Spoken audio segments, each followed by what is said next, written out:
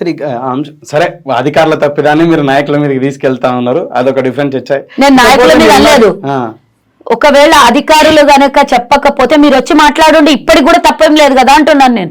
ఎవరో ఈ క్రిషాంక్ లాంటి వాళ్ళు వాళ్ళతో వీళ్ళతో తప్పుడు స్టేట్మెంట్లు ఇప్పియకండి అని చెప్తున్నా. ఇకపోతే కడియం శ్రేయర్ గారి ప్రస్తావన తీసుకొచ్చారు మీరు, వారు ఒక 6 నెలల్లో మీ ప్రభుత్వం పడిపోతుంది, ఎవరు అధైర్యపడాల్సిన అవసరం లేదు అని చెప్పేసి అన్ని పాత చింతకాయ పచ్చడి పదవి గండం ఉందని చెప్పేసి. ఏమి ఆయన ఏమన్నా జాతకాలు రాసేవాడా?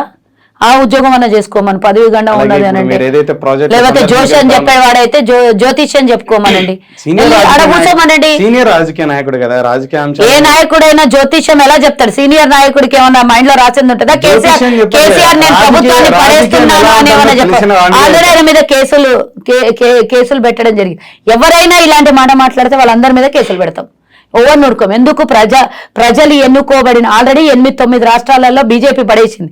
మళ్ళీ ఈ రోజు బీజేపీ తోకబట్టుకొని తిరుగుతున్నటువంటి బీఆర్ఎస్ అదే ప్రయత్నం మీద చేయబోతాము అని గిట్ట ఏమన్నా పిచ్చి పిచ్చి కూతలు కూస్తే వాళ్ళ మీద కేసులు పెట్టడం గ్యారెంటీ. ఎవడు మాట్లాడినా వదలం, డెఫినెట్ గా కేసులు పెడతాం.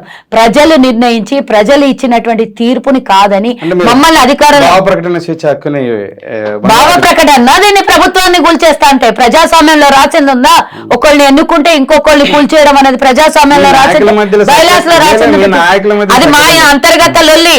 కూల్చేయబడితే తర్వాత నెక్స్ట్ మీరు మాట్లాడదురు, కానీ ముందే మా దగ్గర ఏం జరిగిందని మీ దగ్గర కొట్టుకొని వస్తున్నారు చూడండి. లోపల బయటికి ఇవ్వకుండా ఇప్పుడు బయటికి వచ్చి కక్కలేక మింగలేక సస్తున్నటువంటి వాళ్ళు ఎంతో మంది ఉన్నారు. చూసుకోండి, వాళ్ళని చూసుకోండి. మా దగ్గర ఏం చూస్తారు? వాళ్ళంతా మీ వైపు వచ్చే అవకాశం అది వాళ్ళ మీద వదిలేయండి, నాకేం సంబంధం. అది వస్తారా, పోతారా, ఉంటారా, ఊడతారా, కేసీఆర్ తినబెడితే తింటారా, కక్క పెడితే కక్కుతారా అనేది వాళ్ళ నిర్ణయం. అది నాకు సంబంధం లేదు. మేము ప్రజాపాలన చేయాలనుకుంటున్నాం. ప్రజల విషయం ఏదైనా డిస్కషన్ చేయండి, నేను మాట్లాడడానికి రెడీగా ఉన్నా. మా ప్రభుత్వం కూడా మాట్లాడడానికి రెడీగా ఉంది. ఇక పనికి మాలిన ఈ ప్రభుత్వాలని కూల్చేస్తాము, మేము 6 నెలల్లో పడేస్తాము అని అంటే మీరు మమ్మల్ని బెదిరిస్తున్నట్ట? మీరు భావ స్వేచ్ఛ అంటున్నారు, నేను బెదిరింపు అంటున్నా. నేను బెదిరింపుకు అధికారికంగా మేము ఏం చేయాలో అది చేస్తాం.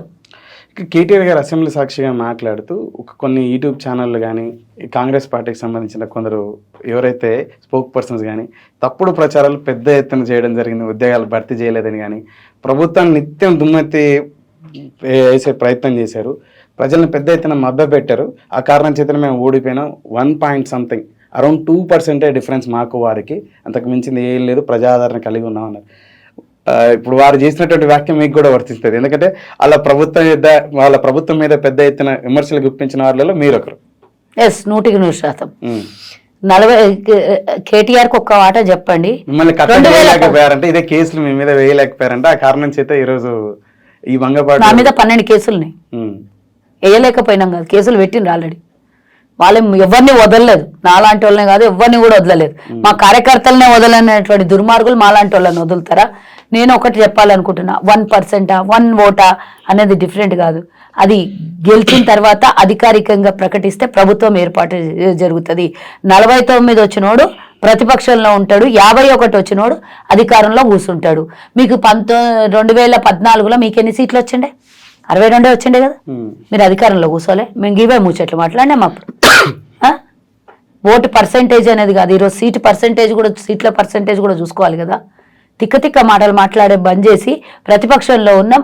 అవసరమైతే మీకు నిజంగానే ప్రజల మీద ప్రేమ ఉంటే మాకు సూచనలు సలహాలు ఇవ్వండి. మేము ఫ్రీడమ్ ఇచ్చినాం, అసెంబ్లీలో మాట్లాడుకోవడానికి ఫ్రీడమ్ ఇచ్చినాం.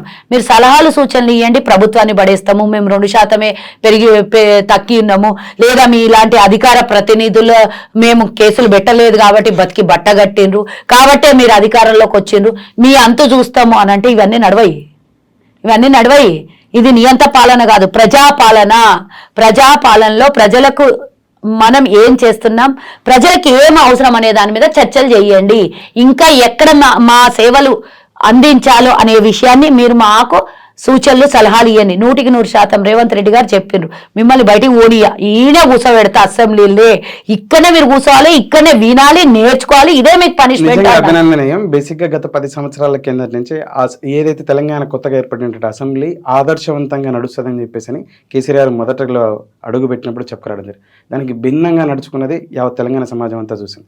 రేవంత్ రెడ్డి గారు ముఖ్యమంత్రి అయిన తర్వాత ఎవరైతే కొత్త స్పీకరు ప్రసాద్ గారు ఉన్నారు. వారి నేతృత్వంలో అందుకు భిన్నంగా ప్రతిపక్ష పార్టీకి సంబంధించిన వ్యక్తులకు ఎక్కువ టైం ఇచ్చి మాట్లాడండి, మిమ్మల్ని సస్పెండ్ చేసేది కూడా లేదు, మా వాదన కూడా మీరు వినాల్సిందని చెప్పేసి దీన్ని నిజంగా అంటే ఇర్రెస్పెక్టివ్ ఆఫ్ పార్టీస్ అందరూ కూడా అప్రిషియేట్ చేస్తున్నారు.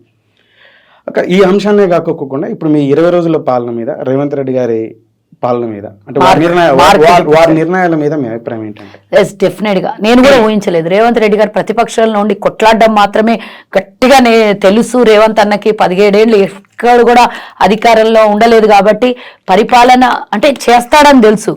ఈరోజు ఒక మాస్ లీడరు, ఒక డైనమిక్ లీడర్ గా ఉన్న రేవంత్ అన్న అధికారంలోకి వస్తే ఈ విధంగా ఈ యాంగిల్ కూడా ఇంత చక్కగా అంటే అన్ని డిపార్ట్మెంట్లను ఇంత చక్కగా అడ్మినిస్ట్రేషన్ చేయగలుగుతాడా అనేది నేను ఎక్స్పెక్ట్ చేయలేదు.